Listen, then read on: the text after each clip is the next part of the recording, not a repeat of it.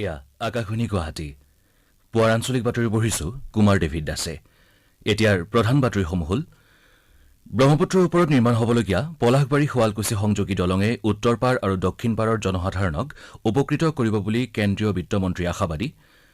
প্ৰশাসনিক ব্যৱস্থাটোলৈ প্ৰযুক্তিগত বিপ্লৱ অনাৰ বাবে ৯০% ৰাজহুৱা সেৱা অনলাইন কৰা হ'ব বুলি মুখ্যমন্ত্ৰীৰ ঘোষণা।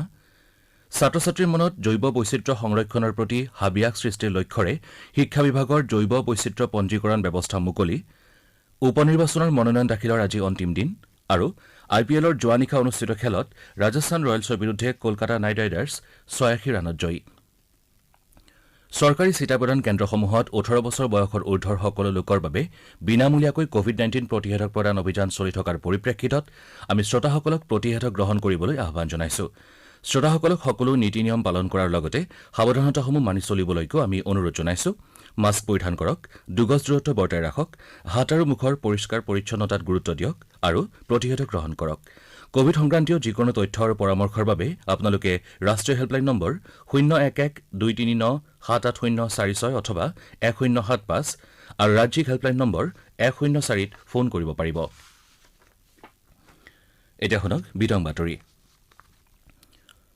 কেন্দ্ৰীয় বিত্তমন্ত্ৰী নিৰ্মলা সীতাৰমণে কালি ঘোষণা কৰে যে ব্ৰহ্মপুত্ৰৰ ওপৰত ৩,০৯৪ কোটি টকা ব্যয় সাপেক্ষে পলাশবাৰী আৰু শুৱালকুছি সংযোগী আন এখন দলং নিৰ্মাণৰ বাবে কেন্দ্ৰীয় চৰকাৰে অনুমোদন জনাইছে। শ্ৰীমন্ত শংকৰদেৱ কলাক্ষেত্ৰত অসম লোকসেৱা অধিকাৰ ৱেব পৰ্টেল মুকলি কৰি এই উপলক্ষে অনুষ্ঠিত সভাত ভাষণ প্ৰদান কৰি কেন্দ্ৰীয় মন্ত্ৰীগৰাকীয়ে কয় যে দলংখন নিৰ্মাণ হৈ উঠিলে জনসাধাৰণ বাৰুকৈয়ে উপকৃত হ'ব। তেওঁ লগতে কয় যে দলংখন নিৰ্মাণ হৈ উঠাৰ লগে লগে উত্তৰ পাৰৰ নলবাৰী, বৰপেটা, বাক্সা আদি জিলাসমূহৰ জনসাধাৰণৰ গুৱাহাটীলৈ দূৰত্ব আৰু ভ্ৰমণৰ সময় হ্ৰাস পাব। অসমত বিভিন্ন বহুপাক্ষিক প্ৰকল্পৰ পৰিকল্পনা আৰু কাৰ্যকৰণৰ মানদণ্ডত তেওঁ প্ৰভাৱিত হৈছে বুলিও উল্লেখ কৰে। তেওঁ কয় যে যোৱা ৪.৫ মাহত ৰূপায়িত হৈ থকা উন্নয়নমূলক আন্তঃগাঁথনিৰ প্ৰকল্পসমূহে ৰাজ্যখনৰ উন্নয়নৰ হাৰ ত্বৰান্বিত কৰিছে। কেন্দ্ৰীয় চৰকাৰে সমগ্ৰ দেশতে আন্তঃগাঁথনি শক্তিশালীকৰণৰ দিশত অগ্ৰাধিকাৰ প্ৰদান কৰিছে বুলি উল্লেখ কৰি বিত্তমন্ত্ৰীগৰাকীয়ে কয় যে ২০২১-২২ বৰ্ষৰ বাজেটত আন্তঃগাঁথনি প্ৰকল্পৰ বাবে ৩৪% পুঁজি আবণ্টন দিয়া হৈছে। তেওঁ কয় যে অসমে যিদৰে বিভিন্ন বহিঃসাহায্যপ্ৰাপ্ত প্ৰকল্পৰ পৰিকল্পনা আৰু কাৰ্যকৰণৰ ক্ষেত্ৰত আগবাঢ়ি গৈছে, ইয়ে ৰাজ্যখনত নিশ্চিতভাৱে দেশৰ অন্যান্য উন্নত ৰাজ্যসমূহৰ সৈতে সমানে আগুৱাই যাবলৈ সমৰ্থ হ'ব। অসম লোকসেৱা অধিকাৰ ৱেব পৰ্টেল মুকলি কৰি কেন্দ্ৰীয় মন্ত্ৰীগৰাকীয়ে কয় যে এই সেৱাই জনসাধাৰণক সুযোগ প্ৰদান কৰাৰ লগতে তেওঁলোকক উন্নয়নৰ মূল বিষয়টোৰ ওচৰলৈ অনাত সহায় কৰিব। উল্লেখযোগ্য যে কেন্দ্ৰীয় মন্ত্ৰীগৰাকীয়ে মুখ্যমন্ত্ৰী ডঃ হিমন্ত বিশ্ব শৰ্মাকে ধৰি কেইবাগৰাকীও ৰাজ্যিক কেবিনেট মন্ত্ৰীৰ উপস্থিতিত বহিঃসাহায্যপ্ৰাপ্ত প্ৰকল্প বিষয়ক এখন প্ৰদৰ্শনীও মুকলি কৰে। ইপিনে অনুষ্ঠানত মুখ্যমন্ত্ৰী ডঃ শৰ্মাই কয় যে অসম লোকসেৱা অধিকাৰ ৱেব পৰ্টেল মুকলিৰ জৰিয়তে প্ৰধানমন্ত্ৰী নৰেন্দ্ৰ মোদীৰ ন্যূনতম চৰকাৰ অধিকতম প্ৰশাসনৰ লক্ষ্যক বাস্তৱায়িত কৰাৰ ক্ষেত্ৰত ইতিবাচক প্ৰভাৱ পেলাব। মুখ্যমন্ত্ৰী ডঃ হিমন্ত বিশ্ব শৰ্মাই প্ৰশাসনিক ব্যৱস্থাটোলৈ প্ৰযুক্তিগত বিপ্লৱ অনাৰ বাবে ৯০% ৰাজহুৱা সেৱা অনলাইন কৰা হ'ব বুলি ঘোষণা কৰিছে। ইয়াৰ অংশ হিচাপে জনসাধাৰণৰ ভূমি সম্পৰ্কীয় সমস্যা সমাধানৰ বাবে মিছন বসুন্ধৰা কাৰ্যকৰী কৰাটো গুৰুত্বপূৰ্ণ পদক্ষেপ বুলি মুখ্যমন্ত্ৰীয়ে উল্লেখ কৰে। তেওঁ কয় যে যোৱা ২ অক্টোবৰত এই আঁচনিৰ শুভাৰম্ভ কৰাৰ ৪টা দিনৰ ভিতৰতে বসুন্ধৰা পৰ্টেলৰ জৰিয়তে লাভ কৰা ১০,৩৫৪খন আবেদনৰ ভিতৰত ৭৩৪খন নিষ্পত্তি কৰা হৈছে। উল্লেখযোগ্য যে এই অভিযানৰ জৰিয়তে দীৰ্ঘদিনীয়া ভূমি সম্পৰ্কীয় সমস্যা সমাধানৰ বাবে ৯টা পদক্ষেপ গ্ৰহণ কৰা হৈছে। অহা ৩০ নৱেম্বৰ পৰ্যন্ত বসুন্ধৰা পৰ্টেলৰ জৰিয়তে অনলাইন আবেদন কৰিব পৰা যাব। এই অভিযানৰ মাধ্যমেৰে ভূমিহীন খিলঞ্জীয়া লোকক ভূমিৰ অধিকাৰ প্ৰদানৰ বাবে অনা জৰীপ, গাঁৱৰ জৰীপ ব্যৱস্থা কৰাৰ লগতে জৰীপকৃত গাঁৱৰ পুনৰ জৰীপৰ দ্বাৰা ভূমি সম্পৰ্কীয় বিবাদ দূৰ কৰাৰ পথ প্ৰশস্ত কৰা হ'ব বুলি আশা কৰা হৈছে। কেন্দ্ৰীয় আয়ুষ তথা কেন্দ্ৰীয় বন্দৰ, জাহাজ পৰিবহণ আৰু জলপথ মন্ত্ৰী সৰ্বানন্দ সোণোৱালে কালি কলকাতাস্থিত ৰাষ্ট্ৰীয় হোমিঅপেথী অনুষ্ঠান পৰিদৰ্শন কৰাৰ লগতে প্ৰতিষ্ঠানখনৰ ছাত্ৰীনিবাস, বাস্কেটবল আৰু ভলীবল গ্ৰাউণ্ড তথা ফুটবল খেলপথাৰৰ উদ্বোধন কৰে। ইয়াৰ উপৰি শ্ৰী সোণোৱালে ৫০ কোটি টকা ব্যয় সাপেক্ষ প্ৰস্তাৱিত ছাত্ৰাবাসৰ নিৰ্মাণ, প্ৰেক্ষাগৃহৰ নৱনিৰ্মাণ আৰু প্ৰতিষ্ঠানখনৰ পুৰণি ছাত্ৰীনিবাসৰ নৱীকৰণৰ কথা ঘোষণা কৰে। ভাষণ প্ৰসংগত কেন্দ্ৰীয় মন্ত্ৰীগৰাকীয়ে কয় যে মানৱ স্বাস্থ্যৰ কল্যাণৰ বাবে হোমিঅপেথীৰ ভূমিকা অতিকৈ গুৰুত্বপূৰ্ণ আৰু ভাৰতবৰ্ষত ইয়াৰ গ্ৰহণযোগ্যতা সদায় প্ৰাসংগিক হৈ আহিছে। এই ক্ষেত্ৰত হোমিওপেথি শিক্ষা আৰু চিকিৎসাৰ দিশত ৰাষ্ট্ৰীয় হোমিওপেথি প্ৰতিষ্ঠানৰ গুৰুত্ব উল্লেখনীয় বুলি মন্তব্য কৰি শ্ৰী সোণোৱালে শিক্ষাৰ্থী, শিক্ষক, গৱেষক, চিকিৎসকসকলক হোমিওপেথিৰ প্ৰসাৰ তথা মানৱ কল্যাণৰ হকে কাম কৰি যাবলৈ আহ্বান জনায়। ইয়াৰ উপৰি শ্ৰী সোণোৱালে Sri Lanka, Bangladesh, Malaysia, Japan, Russia আদি বিভিন্ন দেশৰ শিক্ষাৰ্থীৰ আগমনে হোমিওপেথিৰ প্ৰতিষ্ঠানখনৰ সমৃদ্ধ কৰা বুলি উল্লেখ কৰি প্ৰতিষ্ঠানখনৰ আন্তঃগাঁথনি শক্তিশালী কৰাৰ ক্ষেত্ৰত আয়ুষ মন্ত্ৰালয়ৰ পৰা যাৱতীয় সকলো সহায় সহযোগিতা আগবঢ়োৱাৰ আশ্বাস দিয়ে। এই কাৰ্যসূচীত শ্ৰী সোণোৱালক সংগ দিয়ে কেন্দ্ৰীয় আয়ুষ ৰাজ্যমন্ত্ৰী ডাঃ মুঞ্জপাৰা মহেন্দ্ৰভাই কালুভাই, আয়ুষ মন্ত্ৰালয়ৰ যুটীয়া সচিব ডি চেন্থিল পাণ্ডিয়াল তথা উচ্চপদস্থ বিষয়াসকলে। ইয়াৰ উপৰি কেন্দ্ৰীয় মন্ত্ৰীগৰাকীয়ে কলকাতাত একেদিনাই আন 8টা কাৰ্যসূচীত অংশগ্ৰহণ কৰে। কেন্দ্ৰীয় মন্ত্ৰীৰূপে দায়িত্ব লোৱাৰ পাছত দুদিনীয়া কাৰ্যসূচীৰে প্ৰথমবাৰৰ বাবে কলকাতা ভ্ৰমণলৈ যোৱা শ্ৰী সোণোৱালে বন্দৰ আন্তঃগাঁথনি উন্নয়ন সংক্ৰান্তীয় বহুকেইটা প্ৰকল্পও উদ্বোধন কৰে। শ্ৰী সোণোৱালে জনায় যে কেন্দ্ৰৰ এক্ট ইষ্ট পলিচিৰ অধীনত কলকাতাৰ শ্যামাপ্ৰসাদ মুখাৰ্জী বন্দৰৰ সৈতে উত্তৰ পূৰ্বাঞ্চল আৰু বাংলাদেশক সংযোগ কৰাৰ বহুমুখী প্ৰকল্প লোৱা হৈছে আৰু ইয়াৰ জৰিয়তে উত্তৰ পূৰ্বাঞ্চলৰ বিভিন্ন সা সামগ্ৰী বাংলাদেশৰ মাজেৰে কলকাতাৰ শ্যামাপ্ৰসাদ মুখাৰ্জী বন্দৰলৈ জাহাজেৰে অনা নিয়া কৰাৰ সুবিধা সৃষ্টি কৰিব পৰা যাব। ৰাজ্যৰ ছাত্ৰ ছাত্ৰীসকলৰ মাজত বিভিন্ন প্ৰজাতিৰ উদ্ভিদ আৰু জৈৱ বৈচিত্ৰ্য সন্দৰ্ভত সজাগতা সৃষ্টিৰ লক্ষ্যৰে শিক্ষামন্ত্ৰী ডঃ ৰণোজ পেগুৱে কালি সমগ্ৰ শিক্ষা অভিযান অসমৰ ৰাজ্যিক কাৰ্যালয়ত বিদ্যালয় পৰ্যায়ৰ বাবে জৈৱ বৈচিত্ৰ্য পঞ্জীকৰণ ব্যৱস্থাৰ শুভাৰম্ভ কৰে। ইয়াৰ দ্বাৰা বিদ্যালয়সমূহে জৈৱ বৈচিত্ৰ্য পঞ্জীয়ন ব্যৱস্থাৰে অঞ্চলটোত থকা বিভিন্ন প্ৰজাতিৰ গছ-গছনি, ফল-মূল, ফুল আৰু পশু-পক্ষী সন্দৰ্ভত তথ্য মজুত ৰাখিব লাগিব। শিক্ষা বিভাগৰ প্ৰধান সচিব ডঃ বি কল্যাণ চক্ৰৱৰ্তীৰ পৰিকল্পনাৰে এই কাম হাতত লোৱা হৈছে। অনুষ্ঠানত ভাষণ প্ৰসংগত শিক্ষামন্ত্ৰীয়ে কয় যে ছাত্ৰ ছাত্ৰীৰ মনত জৈৱ বৈচিত্ৰ্য সংৰক্ষণৰ প্ৰতি হাবিয়াস সৃষ্টি কৰিব লাগিব। এই কাৰ্যসূচীৰ দ্বাৰা বিভিন্ন বিলুপ্তপ্ৰায় উদ্ভিদ আৰু জৈৱ প্ৰজাতিৰ সংৰক্ষণ সম্ভৱ হৈ উঠিব বুলিও মন্ত্ৰীগৰাকীয়ে আশা প্ৰকাশ কৰে। ৰাজ্য চৰকাৰৰ অধীনৰ সকলো প্ৰাথমিক আৰু মাধ্যমিক বিদ্যালয়ত এই পঞ্জীয়নৰ ব্যৱস্থা ৰখা হ'ব বুলি শিক্ষামন্ত্ৰীগৰাকীয়ে জানিবলৈ দিয়ে। এই ক্ষেত্ৰত বিদ্যালয় পৰিচালনা আৰু উন্নয়ন সমিতি তথা স্থানীয় সদস্যই সহায় কৰিব বুলিও তেওঁ জানিবলৈ দিয়ে। আপোনালোকে আঞ্চলিক বাতৰি শুনিছে আকাশবাণী গুৱাহাটী কেন্দ্ৰৰ পৰা। আপোনালোকে এই বাতৰি আমাৰ YouTube channel AIR news Guwahati আৰু নিউজ অন এয়াৰ এপ যোগেও শুনিব পাৰিব। অসমৰ 5টা বিধানসভা সমষ্টিত অহা 30 অক্টোবৰত হ'বলগীয়া উপ নিৰ্বাচনৰ মনোনয়ন পত্ৰ দাখিলৰ আজি অন্তিম দিন। ভৱানীপুৰ, গোসাইগাঁও, তামুলপুৰ, থাওৰা আৰু মৰিয়নীত হ'বলগীয়া উপ নিৰ্বাচনৰ বাবে কালি কেইবাজনো প্ৰাৰ্থীয়ে মনোনয়ন পত্ৰ দাখিল কৰিছে। গোসাইগাঁও সমষ্টিত মিত্ৰজোঁট ইউপিপিএলৰ প্ৰাৰ্থী জিৰণ বসুমতাৰীয়ে কোকৰাঝাৰ উপায়ুক্ত কাৰ্যালয়ত মনোনয়ন পত্ৰ দাখিলৰ সময়ত ৰাজ্যিক বিজেপিৰ সভাপতি ভৱেশ কলিতা উপস্থিত থাকে। গোসাইগাঁও সমষ্টিৰ বাবে বিপিএফৰ প্ৰাৰ্থী ধ্ৰুৱ কুমাৰ ব্ৰহ্ম নাৰ্জাৰী, কংগ্ৰেছৰ জুৱেল টুডু আৰু এআইডিএফৰ প্ৰাৰ্থী খাইৰুল আনাম খণ্ডকাৰেও মনোনয়ন পত্ৰ দাখিল কৰিছে। শিৱসাগৰত থাওৰা সমষ্টিৰ বাবে ৰাইজৰ দলৰ প্ৰাৰ্থী ধৈৰ্য কোঁৱৰ আৰু চিপিআই দলৰ প্ৰাৰ্থী কৃষ্ণ গগৈয়ে মনোনয়ন পত্ৰ দাখিল কৰিছে। ধৈৰ্য কোঁৱৰে মনোনয়ন দাখিলৰ সময়ত শিৱসাগৰৰ বিধায়ক তথা ৰাইজৰ দলৰ সভাপতি অখিল গগৈয়ে সহযোগ কৰে। ইপিনে তামুলপুৰ সমষ্টিৰ ইউপিপিএলৰ প্ৰাৰ্থী জলেন দৈমাৰীয়ে মনোনয়ন পত্ৰ দাখিল কৰিছে।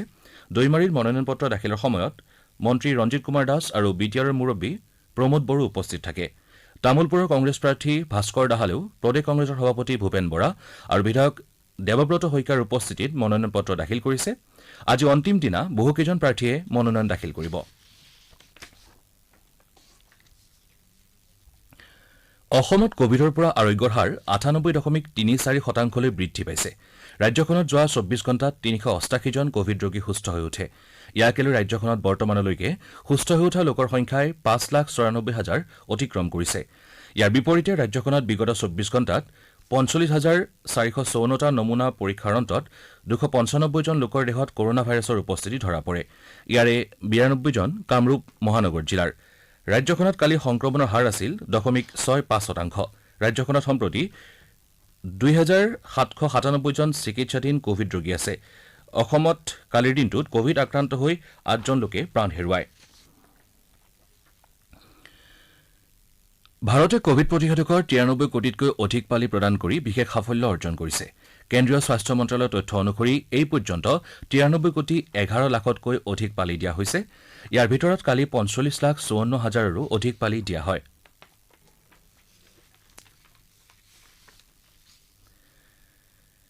সাংসদ আব্দুল খালেকে কালি নিউ বঙাইগাঁও ৰেলৱে চিকিৎসালয়ত এটা অক্সিজেন প্ৰকল্প উদ্বোধন কৰে। PM কেয়াৰ্ছ আঁচনিৰ অধীনত স্থাপন কৰা এই অক্সিজেন প্ৰকল্পৰ দ্বাৰা অঞ্চলবাসী উপকৃত হ'ব বুলি সাংসদগৰাকীয়ে আশা প্ৰকাশ কৰিছে। নিউ বঙাইগাঁও ৰেলৱে চিকিৎসালয়ত অক্সিজেন প্ৰকল্প স্থাপন কৰাত প্ৰধানমন্ত্ৰী নৰেন্দ্ৰ মোদীলৈ তেওঁ ধন্যবাদ জ্ঞাপন কৰে। আকাশবাণী গুৱাহাটী কেন্দ্ৰৰ আঞ্চলিক বাতৰি বিভাগৰ কাইলৈ নিশা 8 বজাত প্ৰচাৰ হ'বলগীয়া দৃষ্টিপাত অনুষ্ঠানত তথ্য জনাৰ অধিকাৰ আইন সন্দৰ্ভত এটা আলোচনা প্ৰচাৰ কৰা হ'ব। অনুষ্ঠানত ৰাজ্যৰ মুখ্য তথ্য আয়ুক্ত ভাৰতীয় আৰক্ষী সেৱাৰ অৱসৰপ্ৰাপ্ত বিষয়া ডঃ AP ৰাৱত আৰু ৰাজ্যিক তথ্য আয়ুক্ত তথা অসম অসামৰিক সেৱাৰ অৱসৰপ্ৰাপ্ত বিষয়া কনক চন্দ্ৰ শৰ্মা সমল ব্যক্তিৰূপে উপস্থিত থাকিব। অনুষ্ঠানটি চলি থকাৰ সময়ত আগ্ৰহী শ্ৰোতাসকলে 0361266186 আৰু 2662325 নম্বৰত ফোন কৰি পোনপটীয়াকৈ কথা পাতিব পাৰিব। এতিয়া শুনক আজি গুৱাহাটীৰ পৰা প্ৰকাশিত দৈনিক বাতৰি কাকতসমূহৰ মুখ্য বাতৰি অৱলোকন ডলি দাসৰ পৰা। 3 কিলোমিটাৰ দৈৰ্ঘ্যৰ 3094 কোটি টকা ব্যয়েৰে ব্ৰহ্মপুত্ৰত 4 লেনযুক্ত নতুন দলং নিৰ্মাণ কৰাৰ কথা কালি শ্ৰীমন্ত শংকৰদেৱ কলাক্ষেত্ৰত অনুষ্ঠিত এটা অনুষ্ঠানত কেন্দ্ৰীয় বিত্তমন্ত্ৰী নিৰ্মলা সীতাৰমণে ঘোষণা কৰে। এই সম্পৰ্কে এটা বাতৰিক দৈনিক অসম, দৈনিক অগ্ৰদূত, নিয়মীয়া বাৰ্তা, অসমীয়া খবৰ, দি চেণ্টিনেল, দ্য আছাম ট্ৰিবিউন কাকতে মুখ্য বাতৰিৰূপে প্ৰকাশ কৰাৰ লগতে অন্যান্য আটাইকেইখন কাকতে প্ৰথম পৃষ্ঠাত গুৰুত্ব সহকাৰে প্ৰকাশ কৰিছে।